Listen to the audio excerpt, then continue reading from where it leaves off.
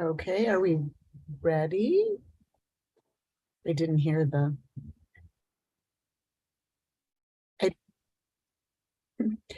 Okay, so with that, I will welcome everyone and call to order this special meeting of the Lafayette City Council.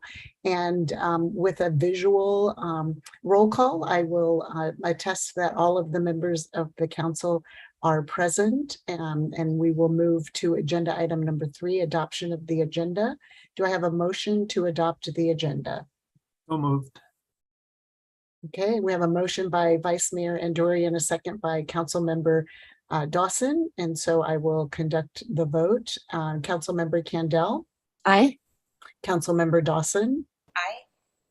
Council Member Kwok. Aye. And Vice Mayor Andori. Aye.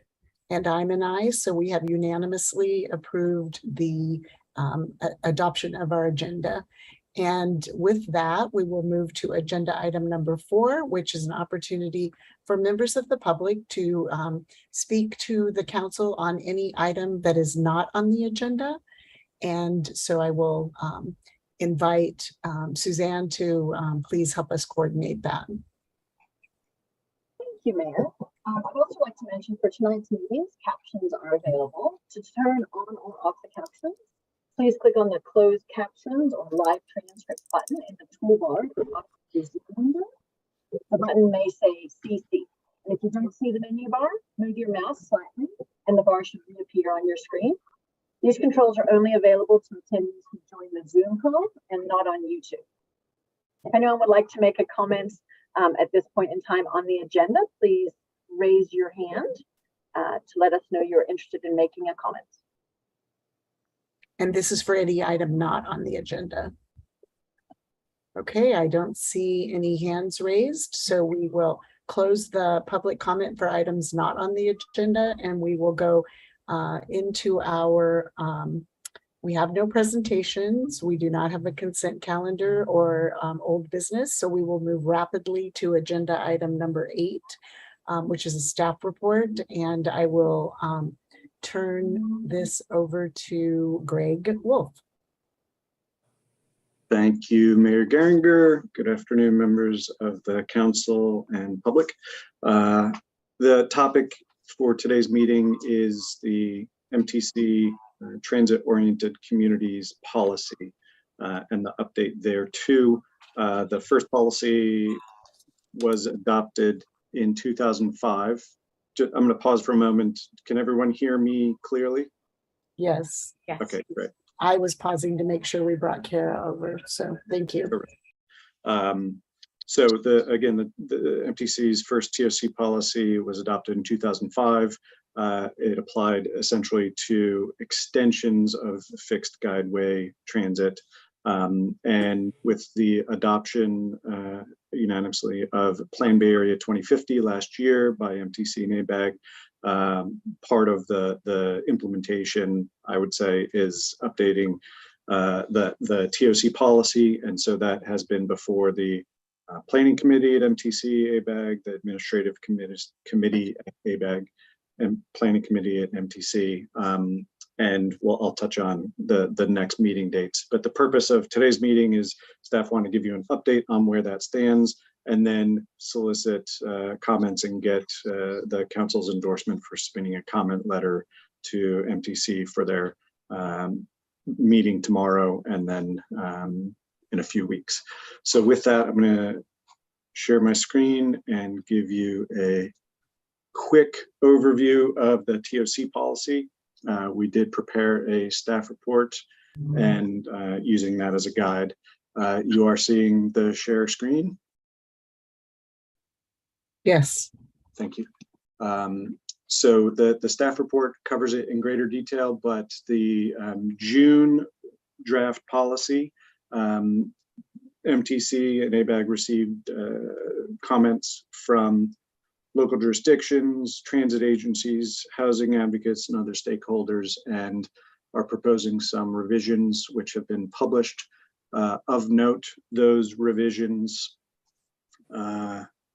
are to have with respect to residential densities or densities for residential development, where Lafayette in the June draft policy fell into tier 3, and we still would fall into tier 3 because we are served by one BART line. There is now a provision that would have small jurisdictions meet that policy by complying with the tier 4 densities. So the threshold being communities with a population of less than 30,000 can comply with tier 4 densities instead of tier 3. And so that would mean a minimum density of 25 dwelling units per acre and allowable maximum of no less than 35 dwelling units per acre. And that is consistent with the density maximum in the downtown multifamily and commercial zones.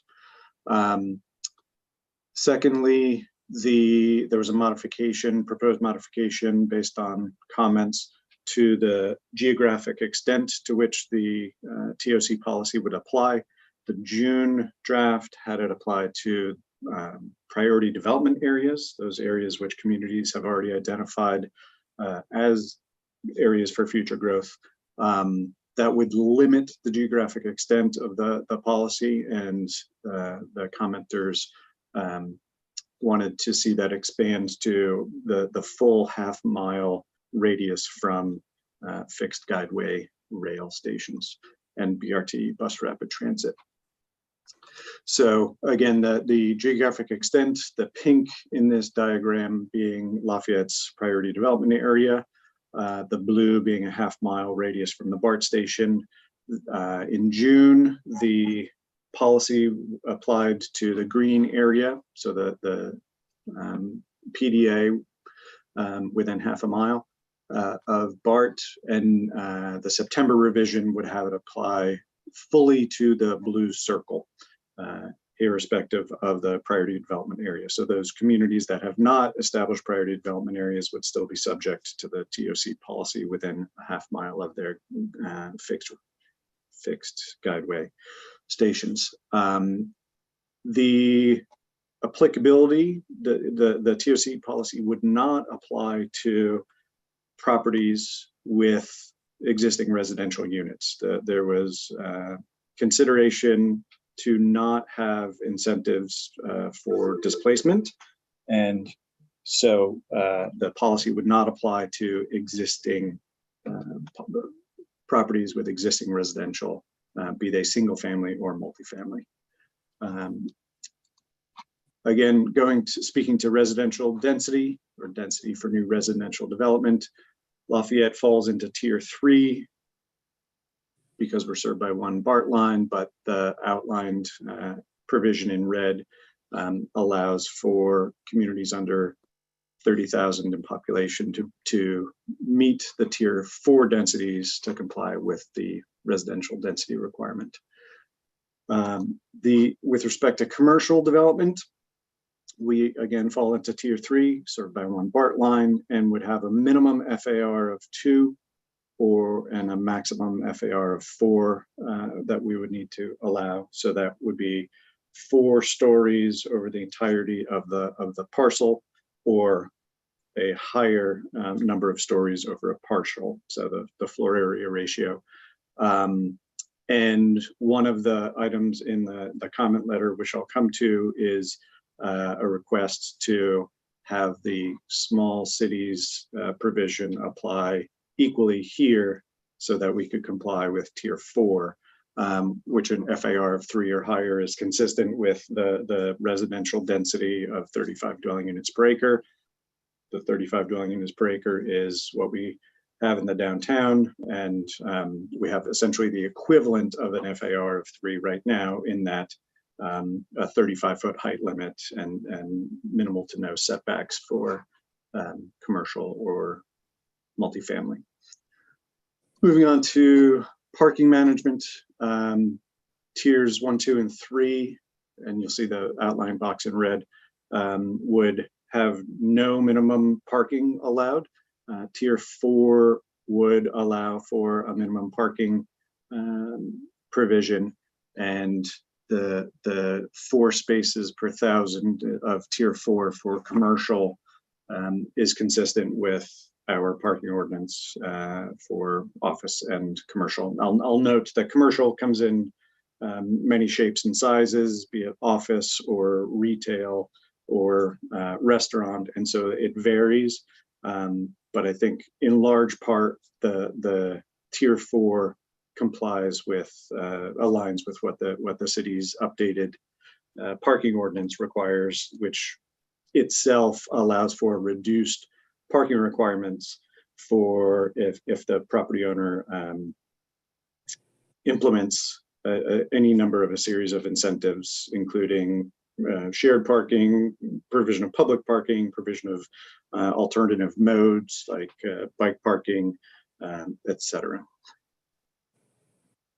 So again, the draft comment letter includes the request for the small cities to comply with tier 4 instead of tier 3.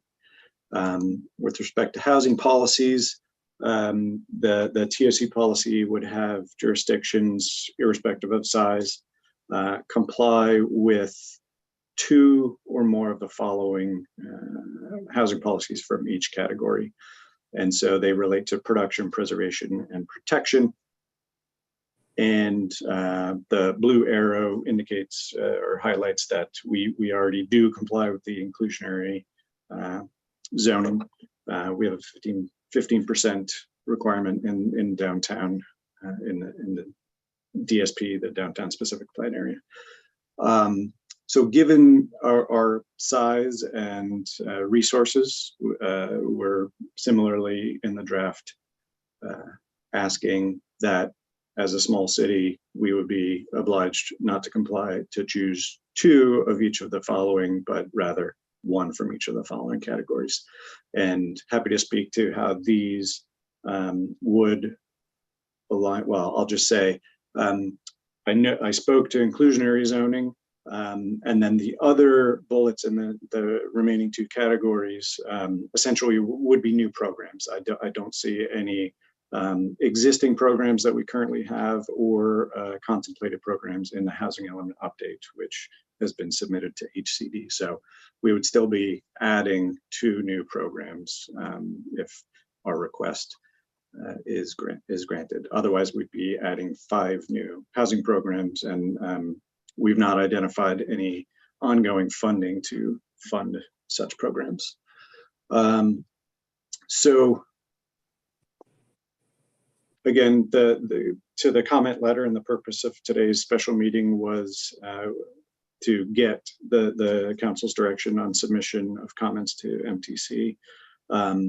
I will note that the planning subcommittee of the council met on this topic on Tuesday morning, received a presentation similar to this, and the direction to staff was to convene this special meeting of the council to get all of the council members' input on the comment letter. And so that's the goal of today's meeting. And so on screen, I think I spoke to each of those earlier in the presentation. And so ABAG Administrative Committee and MTC Planning Committee will be meeting tomorrow to discuss the revised TOC, and recommendation from their staff is to recommend to the full MTC board to adopt it on September 28th. So happy to answer any questions. Kara Vucic, who's a principal planner and lead on the TOC policy update from MTC ABAG, is also here to answer any questions. Okay. Well, thank you. Thank you for that. And we will go our normal process. We will ask, clarifying questions. We'll then go to public comment before bringing it back to the council for review of the letter, potentially any changes that we might have to the letter as it was sent in our staff report. And then make a decision. What will happen is once we've finalized and approved a letter, we would also ask staff or direct staff to read it into the record tomorrow, because the public comment on that item will take place tomorrow. So with that, are there any questions from council members? I think Vice Mayor Andori, in looking at the letter, does it capture what you had wanted to capture from the subcommittee relative to high fire severity zones? And so I don't know, Greg. So 'Cause I know we did it's broad in terms of taking it and making it a PDA, not the full half mile. Maybe this will come after we get the public comment and any other clarifying questions. Yes, I'm happy to bring up on screen the draft comment letter, and Vice Mayor Anduri did submit to me earlier today a proposed additional paragraph, which is specific to a very high fire hazard area. The draft letter speaks, I think, more broadly to natural hazards and includes high fire hazard zones as well as unmitigated, to show that on screen either now or when we turn to discussing the letter. Excuse me, unless Vice Mayor Anduri has a different view, maybe we'll save it until after. Well, it may be useful to have it now, just so the full council sees the suggestion. Okay. Because we discussed it on Tuesday, but I think there's more clarity. So bringing up on screen the draft letter, which was published with the staff report for today's meeting. And then, as mentioned, the Vice Mayor Anduri offered some additional language, which is shown in blue on the screen. Is it big enough for folks to see? I can see it. Everyone else nod heads and thumbs up. Okay. I'm happy to allow you to read it or to read it out.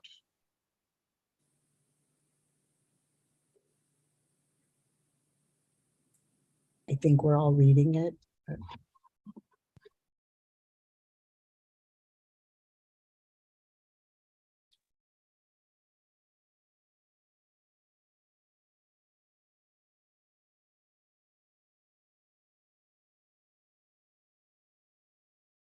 So I don't know if I'm a faster reader, but no, I think everybody has read it. And so this would be, if people had clarifying questions on this particular section, I think we would ask those now, but also clarifying questions of Greg, or as he noted, we have Kara, and I'm going to boost it anyway, from Bart, MTC here, who could answer questions.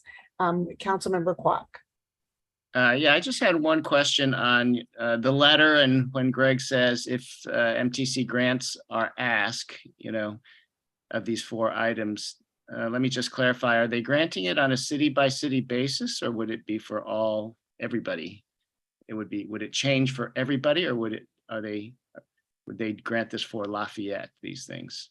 So our request is not specific to Lafayette, however, it would affect Lafayette. So the September revision identifies what was outlined in the red box for what I'm terming the small cities provision, which is for cities that fall into tier 3 because they're served by a BART line. But there was a significant comment around not all cities served by one BART line are similarly situated and of similar scale or geography. And so the recognition was for small cities under 30,000 in population, tier 3 cities could comply with tier 4. So that would be broadly, it would be for all cities that would qualify, not just Lafayette. Okay, thank you. Vice Mayor Anduri. I have a follow-up question to that for Ms. Vucic. How was 30,000 selected as the cutoff? I agree with what Mr. Wolf said. Cities are differently situated. We are a semi-rural city that had a BART station put in it 50 years ago. Obviously, from our standpoint, if the cutoff were 40,000, that would be much better. How was 30,000 selected? Yeah, I mean, I think it was definitely more of an art of compromise than a specific science, to be honest. So basically, we looked at the list of cities that would fall into that with stations that generally fell into that tier 3 category, looked at their populations and sort of looked at where the breaks were and roughly kind of what the different characteristics of the cities were within those general categories. And so I think the thought behind selecting 30,000 or less was that would generally capture the cities that had, were smaller or had particular circumstances that may make it more difficult for them to comply with the requirements. And it was a way to provide an exception for them while not significantly altering the policy from what was in July, which was the direction that the commissioners had requested in July. Okay, and for the benefit of the other council members, we had asked, this Mayor Garrington and I had asked on the earlier meeting, what happens when the city goes above 30,000? And Suchi, any further thought about how that works, or is that something to be developed? Yeah, I mean, we certainly haven't put anything out official, but I think our thought in terms of what we based the population numbers on, it was the 2020 census. I mean, I think going along those lines, we would wait until another official census in 2030. But I think that there's a recognition that, land use planning is something that is not a short-term proposition. And so I don't think there's, I think the idea is that this would be in place for a number of years before changes would be made. Okay, and do you know offhand what other cities are between 30 and 40,000 population with BART stations? Yeah, I have, let's see, let me take a quick look at my list here. So between 30 and 40,000, most of them are on the peninsula. So like San Carlos, Burlingame, San Pablo, Menlo Park, Foster City, Pleasant Hill is actually at about 34,600. Yeah. So yeah, I would say the only other city in Contra Costa County that falls in that range, that's also in tier 3, with a BART station with served by one line, is Pleasant Hill. Okay, thank you. Okay, thank you. Councilmember Kendall. Yeah, thank you. Question, have we ever gotten an OBAG grant?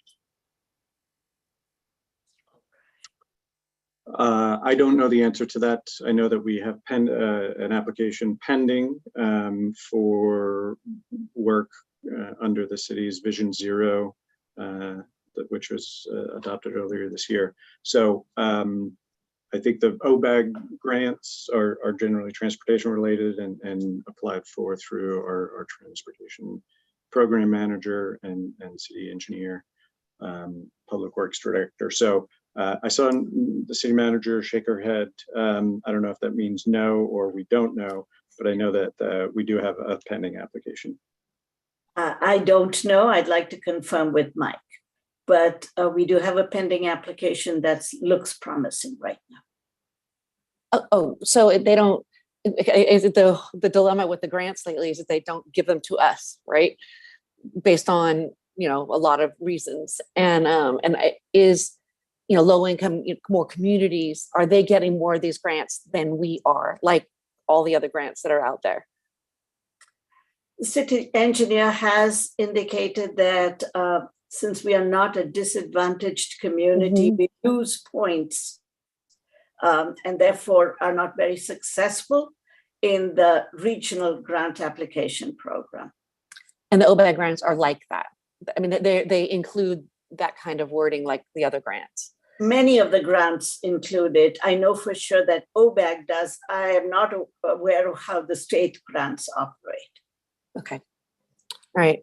And in speaking with the city engineer on the topic of OBAG grants, my understanding is that CCTA, our congestion management agency, packages a series of projects into essentially a countywide application. And so they're not necessarily single jurisdiction, single project grant applications. They're multi-jurisdiction, multi-project, and I think it remains to be seen how the ultimate calculus of scoring works, but they're MTC and ABAG have expressed that future grant cycles, OBAG 4 and beyond, would prioritize funding based on, in part, TOC compliance. So, But is it part of the grant application now,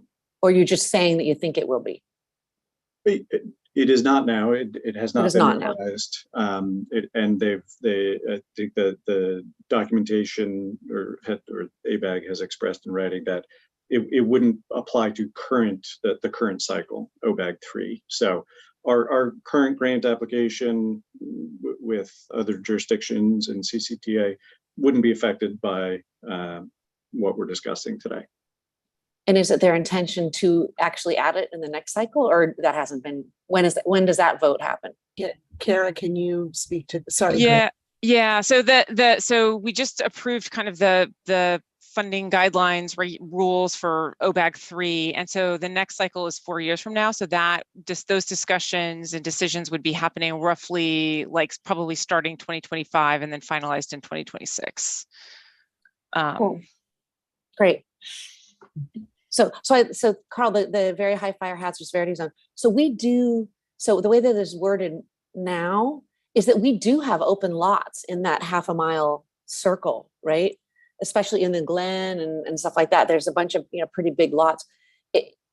And so there are lots that would be affected up to, whatever, 35 per acre or whatever the number is, if we don't get the very high fire hazard severity zone excluded. That's how I'm reading this.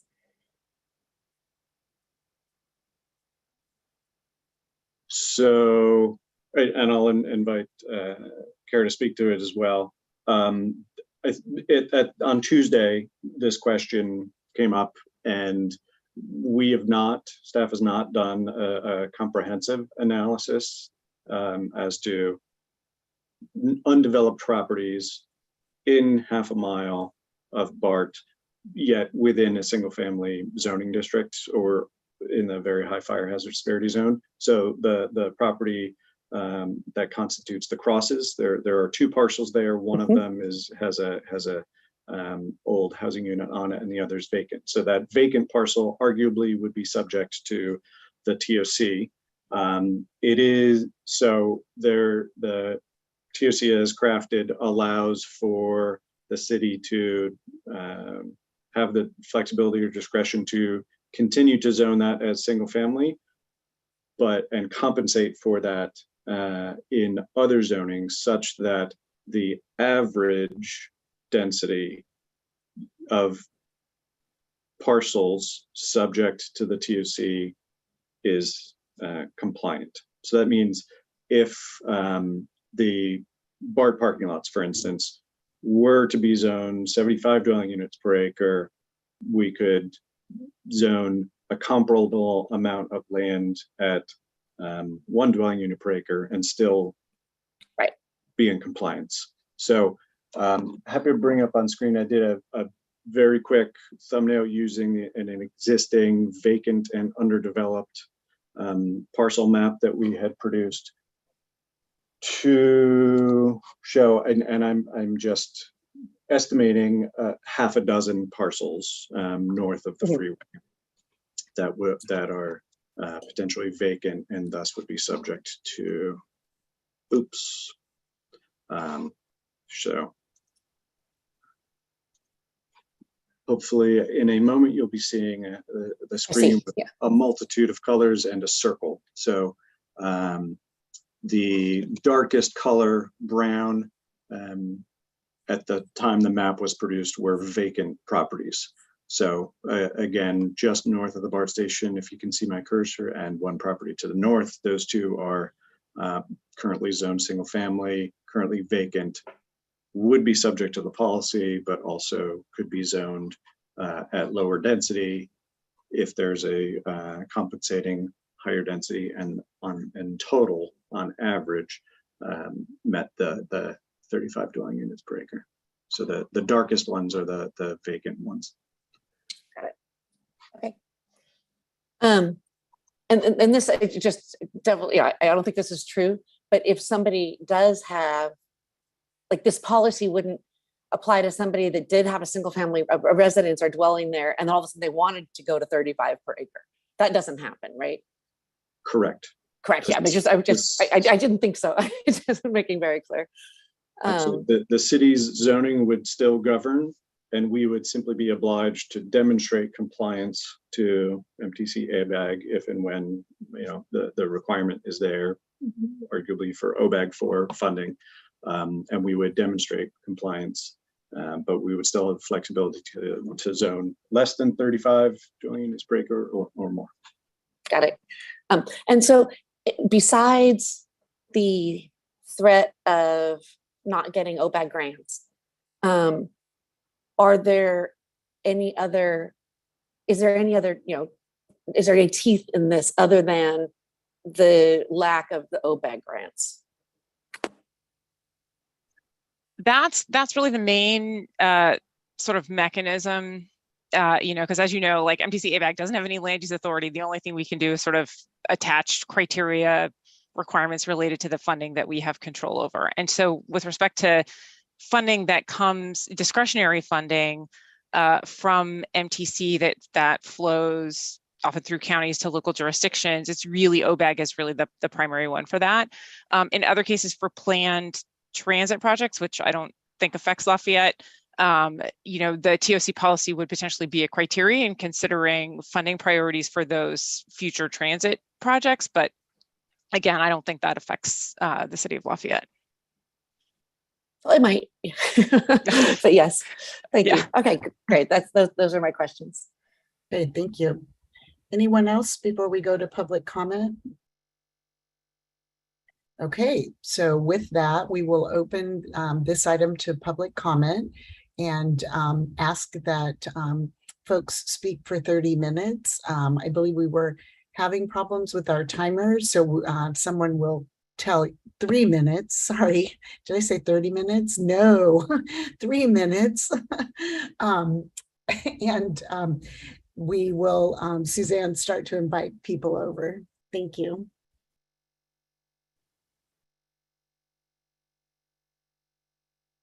And Tracy will have, I think, be holding her phone up with the 3 minutes, Tracy Robinson. So I see a number of hands up. Suzanne? Yes, thank you, Mayor. So the first person to speak will be David Clark, followed by Libby Henry and Mike. And apologies for the tech issues with the timer tonight. Okay, that's fine. Thank you. Thank you for all of the other magic that you work. So, okay, Mr. Clark. Mayor Geringer. Good to see you. I heard 30 minutes. Nope, 3. Okay. I want to be done in 30 minutes. Actually, no. I think I can Just help. teasing. Go ahead. A couple things really quickly, and this is interesting. But the staff report, that map, the map with the blue circle, the green portion inside that, it looks bigger to me than the 4 downtown commercial districts. And I think I see where it's coming from. That we got some planned unit districts, maybe, but the text says later in the text it says that what that green area is comprised of is the C, C1, RB, and SRB zoning districts. It just looks bigger to me than that. You might want to, I don't know, check the map or maybe add designations to the textual description so that they line up. I get the point that it won't matter. They're all within that blue circle, but that's just an observation. The other thing is, or a couple of other things, I scanned the document looking for something that said creeks, open space, anything like that. And there's not much in there, but I do want to toss out a couple of things where we might have some opportunity to interject something in the letter that if it would help. I understand that the goal of this is housing. So it makes sense that there's not a lot of that other in there. But on page 4 of 7, there is a reference in the text to open space, and it has to do with the floor area ratio. But so we mentioned open space there. It also focuses on most of the developable area within this district, as you pointed out, is in that green area, which is, whether it's bigger or smaller, are the commercial districts. And that's the area that we've been obviously concentrating on, with trying to keep small parklets, perhaps trails along creeks, that kind of thing. So if there's something that we could interject in the letter to establish those as a consideration, maybe not a priority, I think that would be helpful. The other place I saw something, or that it may be something we can leverage, is the funding sources. I mean, maybe there is some funding that might be available for something in the area. But anyway, I just toss out that to the extent that we could add something along the lines of, if this policy is going to increase the number of people living in that area, then it'd be nice if we could have the parks, open space, keep pace with that. So if there's a way to wedge in some comments about open space or creeks or downtown parks, I would encourage you to do that. I realize that it doesn't look like there are a whole lot of opportunities, but I wanted to take this last 8 seconds and make that point. So thank you. Thank you. Thank you, Mr. Clark. Oh, I have a question. okay. You said something, you said add funding for something in the area. What exactly did you mean? Well, just that those grants may be a source of money. For example, if we said, okay, we're going to go to a floor area ratio of, we have to go to 5, let's say, because what we'd like to do is be able to provide open space. So it increases. So can we get a grant to do that? I just thought that there may be at some point in the future, maybe there's some of that money might be available for purposes. There was nothing direct in there. That was a connection I was trying to make. Great, thanks. Thank you. Any other questions for the speaker? Okay. Thank you, Mr. Clark. The next speaker is Libby Henry, followed by Mike. And if anyone else would like to speak on this item, please use the raise hand feature in Zoom now.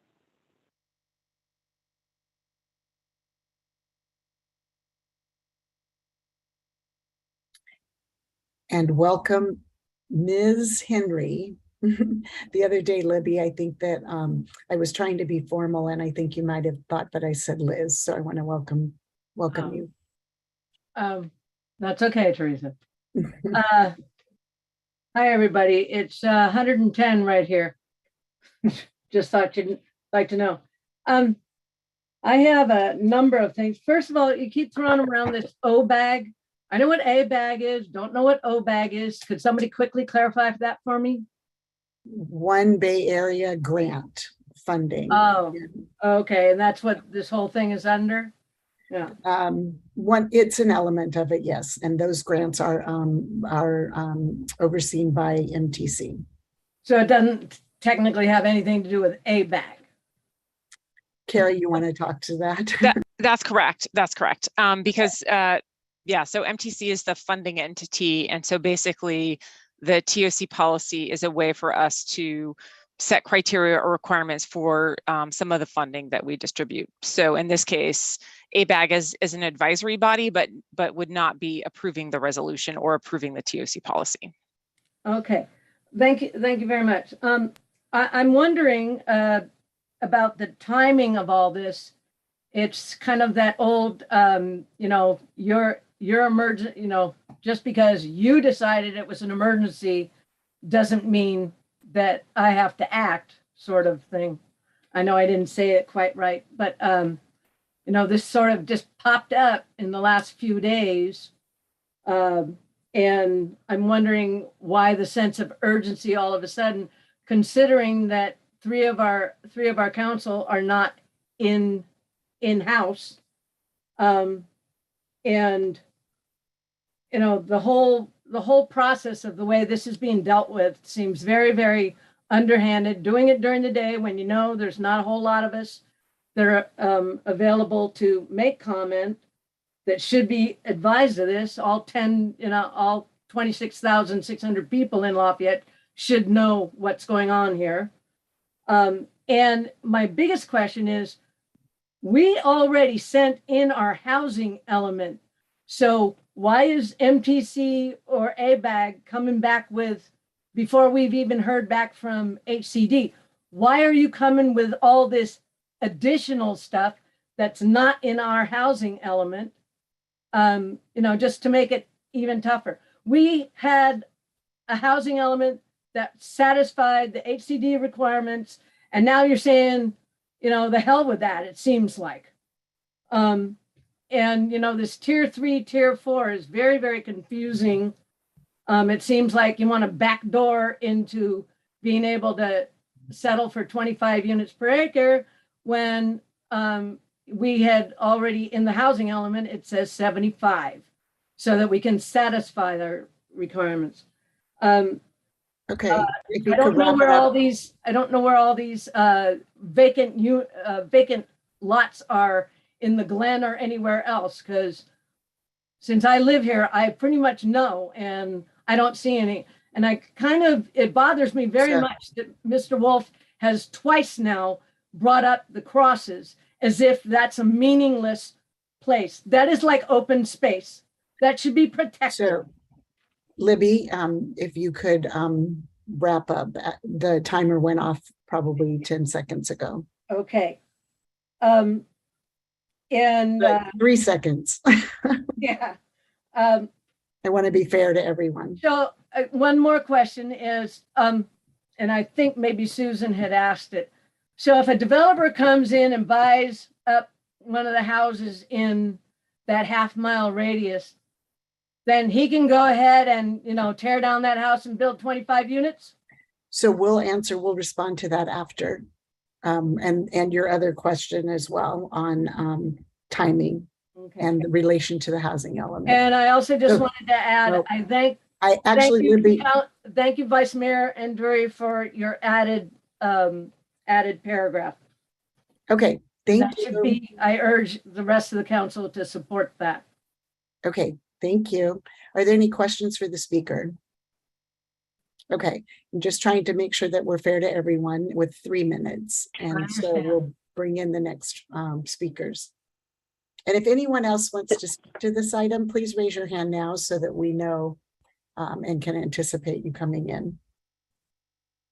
The next speaker is Mike, followed by Patty Battersby. And if anyone else would like to speak, please use the raise hand feature in Zoom now. There are currently no other speakers after Patty. Okay.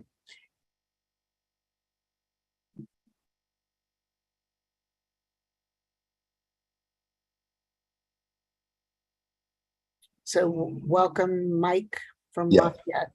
Can you hear me okay? Yes. Okay, sorry, I always get so confused.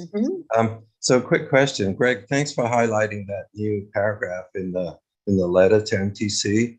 I wanted to make sure I understood that. So essentially it's the city saying we're requesting that very high fire zones be taken out of consideration for the housing element? And we'll respond to your question after. I'm sorry, I didn't keep that consistent on the last speaker. So. Okay, and just related to that, what would the impact be if that were agreed upon? Okay. Anything else? Any other comments before we move to the next speaker? And we'll have staff respond. Sure, thank you. Okay, thank you. And the next speaker, and I don't see any additional hands. And so once the next speaker starts speaking, I think we'll close public comment. So if you want to speak on this item, I encourage you to raise your hands now.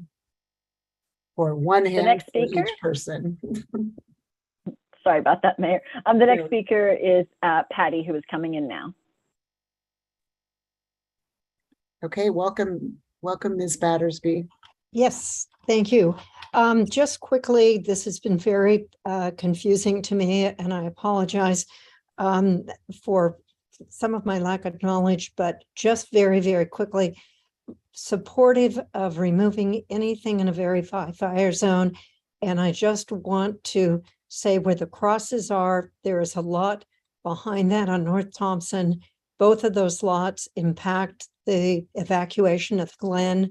So it was when this first came out and I saw that it was within half-mile radius, they are empty lots basically, and that is my grave concern. So I would support any thing that the city council can do to protect those areas from multifamily housing, and particularly with no parking as that will be a tremendous burden on our area. Thank you. Great, thank you. So with that, we'll close the public comment. I'm sure my colleagues may have captured a question, but I'll try and make sure I direct to staff for Greg and Kara a couple of the questions that came up. One of them, I think David just had recommendations and considerations, but timing and our housing element. One thing that I will point out before I hand it over to staff is that we don't have a certified housing element. That doesn't happen until January of 2023. Hopefully, we are waiting, as Ms. Henry pointed out, for our first review and comments on the first draft that we submitted.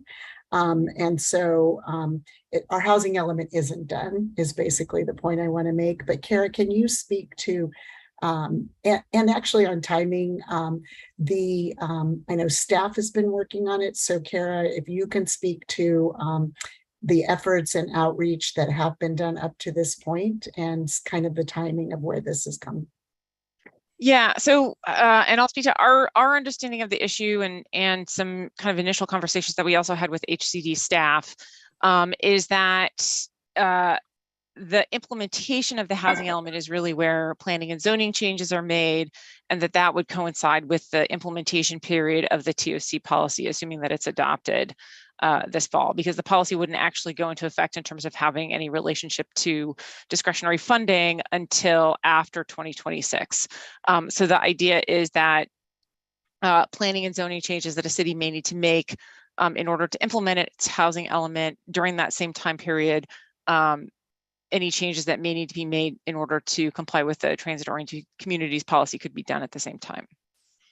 Okay, thank you. And then could you also speak to someone, I think that I'll hopefully get the question right, but someone buying a lot that's a single family and building 25 units on it?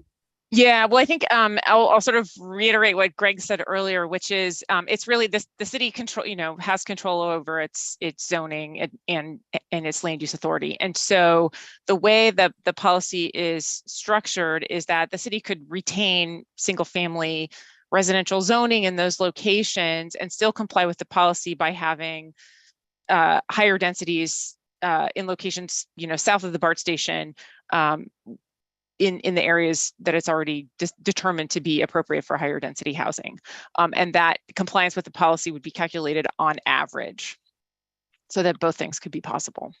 Okay, great. Thank you. And then I think for the last two speakers, and I think Vice Mayor Anduri, your intent, you would be the one to respond to this about what the intent of is the request to exclude those areas in the high fire severity zones.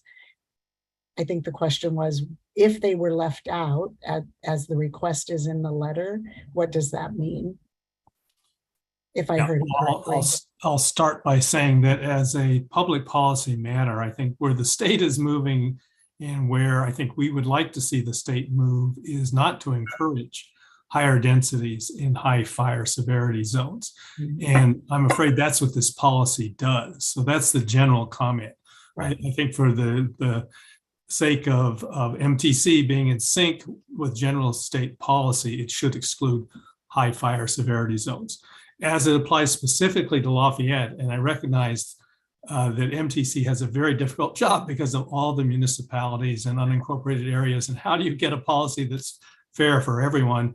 And I'm sure everyone says that they have unique circumstances. Well, our unique circumstance is that over half of the area within that half-mile circle, over 50%, is a high fire severity zone, very high fire severity zone. So that's why I would just like to see that taken out. Now, in terms of how the averages work, I admit it's a little more complicated than I've put in the letter. Because actually the denominator would not include the houses, at least in this iteration, would not include the houses that already have housing on them. But that's now. I just think that the MTC should draw the line now and exclude, so that's not even considered 5-10 years from now to do something different with that calculation. Okay, so Council Member Kendall, did you have a question, or are you ready to have? I want to follow up on Carl. Is that Okay. it is, can we ask in the letter that we don't put we don't put the very high fire hazard severity zone, even the empty parcels, into the average? Well, that's in effect what it asks. It's okay. It wasn't clear to me. I want to look at that wording again. It's taking a broader approach and just saying the entire high fires area comes out, which I think it comes out, right. It comes out the average as well. Oh yes, yeah, because then all you're including is the right. So we can look at that verbiage when we go. So but also to include, for Kara's understanding, is that the reason why it's not just that it's in a very high fire hazard severity zone. A whole bunch of those neighborhoods have single ingress and egress. And so we've already done our citywide EIR to understand the effect of the BART lots on those areas. And it's huge. And so it's not a hypothetical issue for us. It's a real, an extra hour in your driveway trying to evacuate. So it's, these are very, impacted communities. They're just not just in the zone, they're impacted in the zone. So just let you know. Great. And now we have transitioned into our discussion and feedback. And I just want to confirm with colleagues and Greg and Kara that we captured all of the questions that were asked in the public comment. I think that we did. If somebody disagrees, you can raise those in a moment. And so for a protocol, for a process, question of my colleagues, I am wondering if it makes sense to pull up the letter. We had questions about the language that, or we can just start with, does anybody have, beyond Vice Mayor and Dory's suggested edit, to be more direct about our high fire severity zones? Are there any other additions? And then we can look at the overall letter, make sure that that paragraph that Vice Mayor Anduri has recommended, and agree on a letter that can be submitted to MTC tomorrow. Kara has been, listening. She captured, things out of what we had talked about. So we just want to make sure Kara understands, and also that our letter reflects what we want to put forward. So Councilmember Kendall, you had your hand up.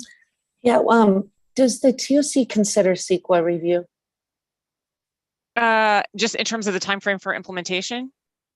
But also in its policy, right? Does it, basically you're saying that they have to upzone and do all these things, but does it address that this should be all covered under CEQA? Well, yeah. So I think the TOC policy, CEQA doesn't apply to the TOC policy itself, but any plan changes or zoning changes that a city would need to make in order to comply with the TOC policy may be subject to some level of CEQA review.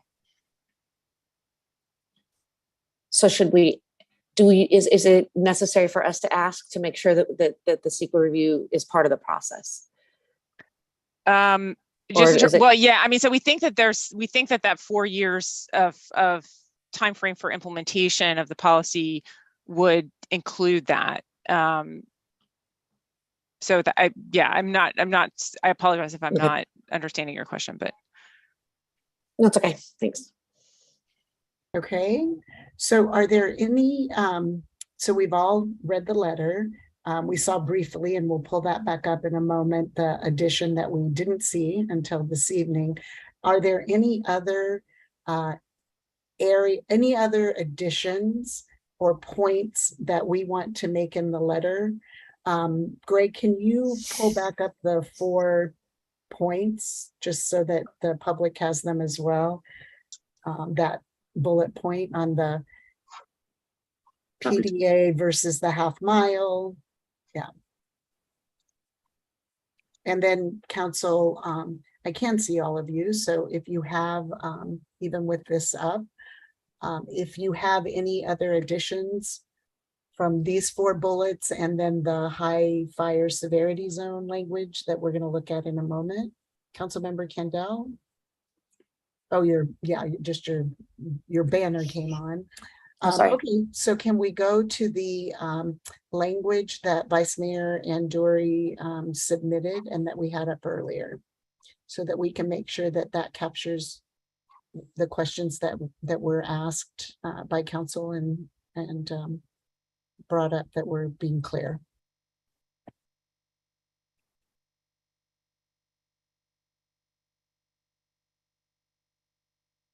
And Greg, you're going to the letter? Oh, are you not seeing it?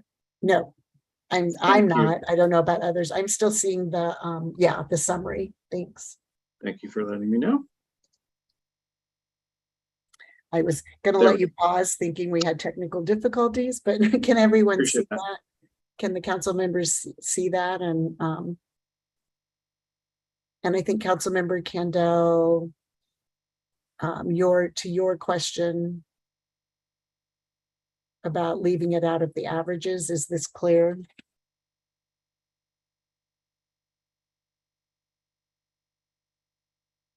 I would say, I would add,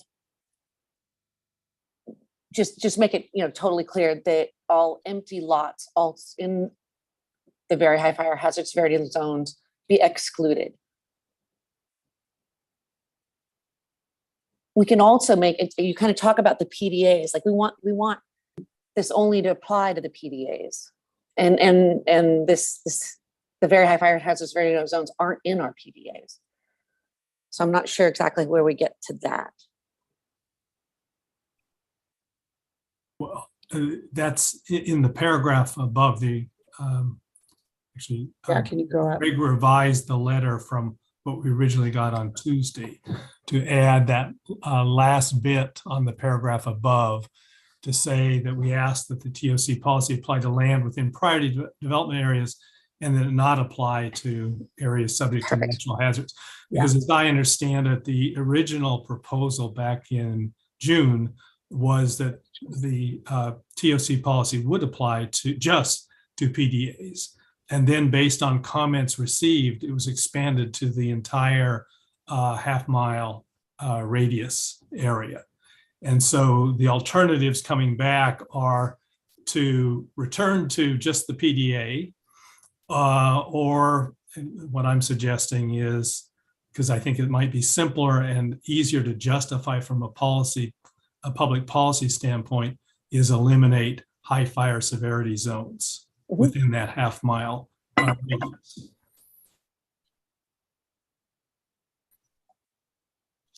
Okay, so any other? This is a question for Kara. Is it, I love our paragraphs. I love all our wording, and it justifies what we're doing it. Is it easier to read for the MTC people if we just kind of bullet the things that we're asking for at the beginning? So have the 5, but like in our draft that you gave to us in our thing, that does it make it easier to read for you guys, and then we can justify why we think so? I would say that it certainly can't hurt, and I'll tell you why. So this is going to the commissioners who sit on the committee, as soon as it's ready to be submitted. And so they don't, and then the meeting starts roughly 9:30 or so tomorrow morning. So they don't have a lot of time. So I think anything you can do to kind of really call their attention to the key things that you want them to focus on would be helpful. And also, what is the time? I mean, we'll have the letter, they'll have the letter. Yeah. But also the reading it into it's 3 minutes, or is it 2? I know some bodies have shorter. For public comment? Yeah. So the letters are also, assuming we get the letter by 6 p.m., our clerk will distribute it to all the commissioners. If it comes in after 6 p.m., I've already talked with Greg about this, it can be sent emailed directly to them. And then at the meeting itself, I think the clerk will reference all of the written correspondence that has been received, and then there will be an opportunity for public comment. And the amount of time for comment, generally varies. It's at the discretion of the chair. Okay, thank you. But I do think, Councilmember Candel, if everyone else agrees, that a summary bullet point in that first paragraph, Right. be a good. Yeah, pretty high up, right? And then our lovely justifications below it. I think that's a good idea to bullet point it. And if I could just add that since it's to be read into the record, if you could just say the city of Lafayette had 4 suggested amendments: Amendment 1, Amendment 2, Amendment 3, Amendment 4. It's just verbally clearer than on paper sometimes. Okay. So Greg, do you have that direction? Even if the bullets only had 1, 2, 3, 4 on paper, but you use the word amendment when you're reading. Yeah, right. Yeah. Okay. So any other, Vice Mayor Andori, are you? Yeah. Okay, Greg, can you take down the letter?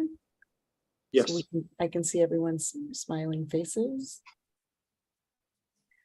Oh, were you going to do the bullet points? And so do we want to see them, or are we okay to vote? And thank you. I'm seeing shaking. Wait, and now I'm seeing some people shaking their heads. Happy to delegate. Yes, thank you. I was getting confused on where okay, so with that, thank you all, very much. Do we have a motion to, I think we need one, but go ahead. Well, sorry, I just have one question. Is everybody okay with 30,000 as the cutoff? As opposed to 35 or 40? So, yeah, I'm open to the will of the group. I think that my understanding is that 30 was I don't know how hard fought compromise. But of course, if we don't ask for it and put it in there, then nobody knows that we want that. So I'm happy to entertain with the 35 or 40. And I understand the whole thing of, within 4 years, where's that trigger of us bumping into that other level? So Vice Mayor Anduri? The only reason I raise it is obviously we're in a arena planning period that takes us to 2030, and we've been allocated 2,114 units. If you get the average number of residents, those units were over 30,000. So, it's I can see that a way to implement this would be to say it's where you are, because everybody's going to be a moving target. Right. So you would say, okay, if you were under 30 at the beginning, that's the way it's going to apply to you as long as this policy, until there's a major policy review 20 years from now. That would be the fair thing, I think. And if that's the case, then I'm fine. But if it's going to be, once you get over that line and some says you're over 30 and it changes, that would be a huge problem for us, because it would upset all of our planning. Right, it would. Good point. So, and if we can confirm, the plan is not to revisit this. Have a major overhaul may happen in 20, but it's going to be revisited every 4 years. Is that correct, Kara? Yeah, so that's currently what's in the policy, is at least to do a review and see how things are going and what may or may not need to change. So, it may make sense to I think, frame it as you stated, Councilmember Anduri, in terms of, if the expectation is that this is going to determine sort of where, what requirements apply to you for the long term, we're fine with this. If not, then we would request that the numbers be changed in terms of what the designation is for moving from tier 3 to tier 4. Okay, then I move that we approve sending of this letter with the addition of a 5th bullet point to the effect of covering what Ms. Vucic just said, and then short explanatory paragraph about how this works if it's covering a longer period, because we're doing our planning for a longer period. And well, I would be willing to delegate that language too. Okay. Greg, is that enough for you? Yeah, but Councilmember Dawson. I was going to say that's a good point to put that in as a 5th bullet point, and you could also allude to it in what is now the 4th paragraph. One of the sentences there, these concerns were acknowledged, blah blah blah, and then maybe just as an aside, assuming that this will go forward in the planning, something along those lines. So it's alluded to there, and it's referred to from the 5th bullet point once you put it in. Okay, Greg, is this, you're still not, Greg is nodding his head that this is clear?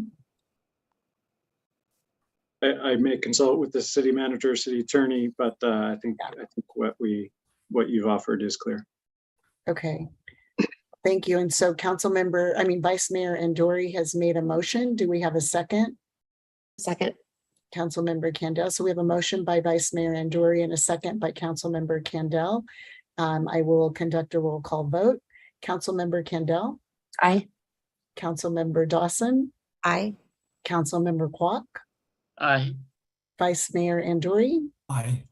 And I'm an aye. And so the motion has unanimously passed with direction to staff. And I think that is all of the business before us. I'm going back to my agenda. We don't have any public hearings. There were no items removed from the consent calendar because we didn't have one. Are there any council member or commission reports for any items that people want to report out on or request for future meetings? Going once. We have no written communication. So with that, I will thank you all, including the public, including staff, including very much Kara. Thank you for also being with us two days this week, and adjourn until our meeting, regularly scheduled meeting on September 12th at 7 p.m. So I think I shouldn't say 7 p.m. because I didn't look to see if we have an item. So I will see you all on Monday. Okay, thank you.